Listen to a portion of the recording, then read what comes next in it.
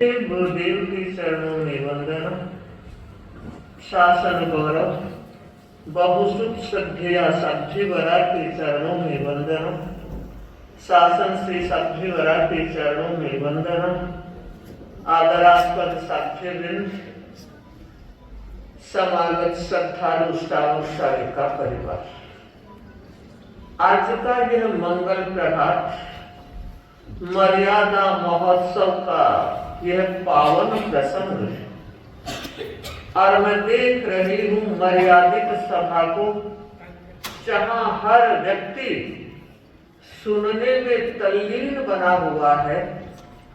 हम सौभाग्यशाली हैं भाइयों और बहनों कि हमें जैन शासन मिला, प्रभु महावीर का शासन मिला। और मैं मानती हूं आप और हम सब परम सौभाग्यशाली हैं कि हमें संत भीखन जी का संग मिला। तेरा पंथ जैसा मर्यादित अनुशासित धर्म संघ अपने आप में हमारा अजेय रक्षा कवच है।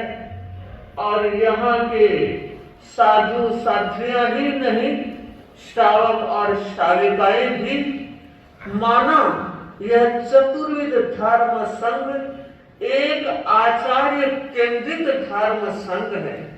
एक गुरु की आना उन्हें प्राण से भी ज्यादा महत्वपूर्ण मान रही है।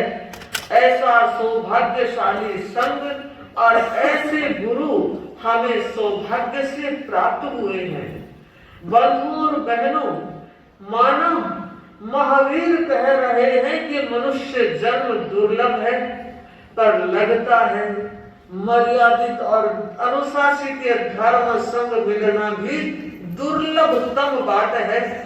ऐसे महाप्राण महाश्रवण पूज्य गुरुदेव की है अनुशासना हम सब में अतिरिक्त आह्लाद और प्रसन्नता भर रही है। और ऐसा लगता है माना क्षेत्रीय दूरी भुज और जयपुर की काफी लंबी होगी, लेकिन हमें यह महसूस होता है कि गुरुदेव हमारे अंतर घट में विराजमान है, हमारे रोम रोम में विराजमान है। और उनका वात्सल्यपूर्ण कृपापूर्ण आदेश और निर्देश और उनकी अमीर दृष्टि हमारा प्राण तत्व बना हुआ है।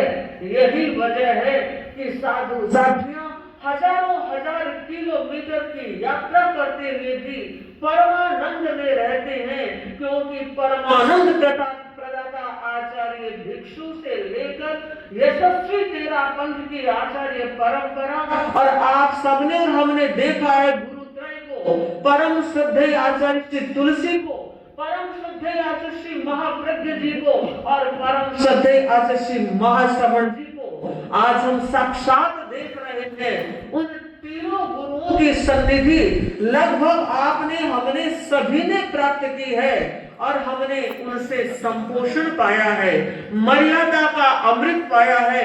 अनुशासन और व्यवस्थाओं का जो दीर्घ चिंतन उन्होंने दिया, सच में लगता है ये हमारे लिए गौरव का विषय है।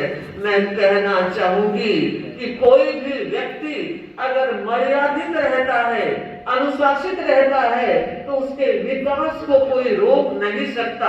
आज हमारा धर्म संघ जिस विकास के पथ पर जिस गति से बढ़ रहा है, उसका एकमात्र कारण आचार्य का नेतृत्व, मर्यादा और अनुशासन है। और जब तक ये दो तत्व जिंदा रहेंगे, एक नेतृत्व हमेशा सफल होता रहेगा। सोचना यह है, देखना यह है, आज हमारा समाज कौन सी दिशा में गति कर रहा है।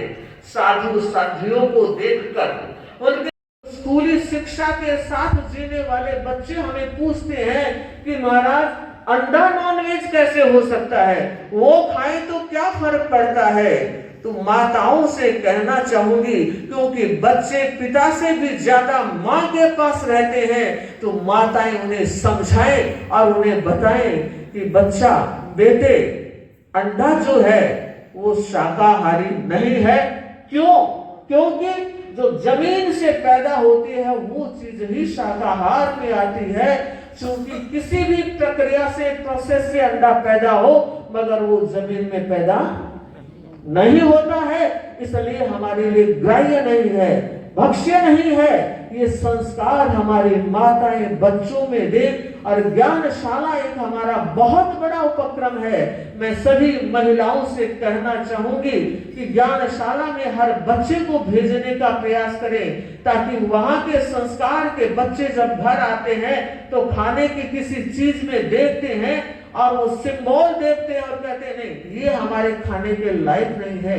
ये संस्कार, इन संस्कारों की आज बहुत बड़ी जरूरत है, और यह जरूरत, यह अपेक्षा तब पूरी होगी जब एक एक शावक और एक एक शाविका अपने जीवन में भी मर्यादा लागू करेंगे, अनुशासन का फॉलो करेंगे, और परिवार में वैसे संस्कारों के लिए भूमि को उर्वर बनाने की चेष्टा करेंगे।